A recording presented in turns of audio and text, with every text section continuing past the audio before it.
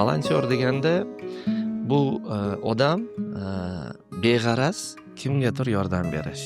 O'zini hayoti, o'zini muammolari, o'zini tashvishlaridan ortib boshqalarga yaxshilik qiladigan, o'zini vaqtini boshqalarga, yaxshi ishlarga sarflashga bag'ishlaydigan insonni men boshqacha ta'rif bilan atay olmasdim, to'g'risi. Волонтерство – это добровольная безвозмездная помощь на благо общества. Men uchun volontyor bu o'ziga o'zi men qilmasam bu ishni kim qiladi deb savol beradigan, o'z davlatiga, o'z atrofiga, o'z atrof muhitiga, yaqinlariga befarq bo'lmaydigan inson.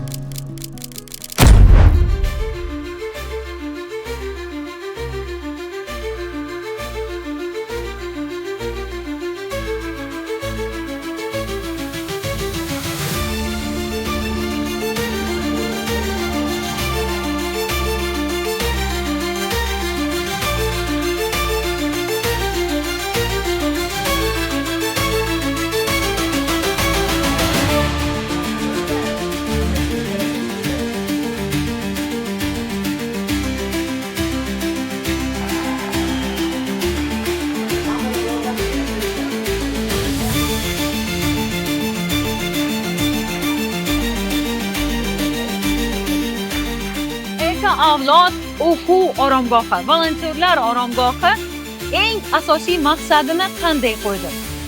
Volontyorlar bir-birini bilish kerak. Qahramonlar bir-birini bilib, bir-biriga yordam berish kerak. Va menimcha, bu oliy maqsad o'zini natijalarini ham ko'rmoqda.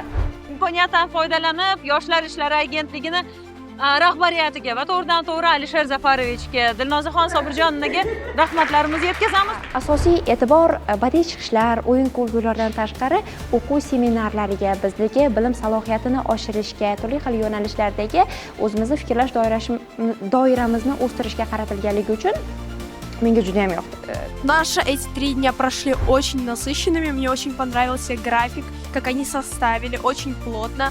И сегодняшний день был очень полезный. Вот как вы видите, я получила очень много знаний и много полезных информаций. Bu kabi tashabbuslar hammani bir nuqtada to'plar ekan, bu o'quv oromgoh o'zi uchun eng katta yutug'i bu insonlar orqali, bu volontyorlar orqali yurtimizni har bir hududida ezgulik loyihalari, volontyorlar soni chiroyli miqdorda oshadi va xalqimiz yanada baxtli bo'ladi.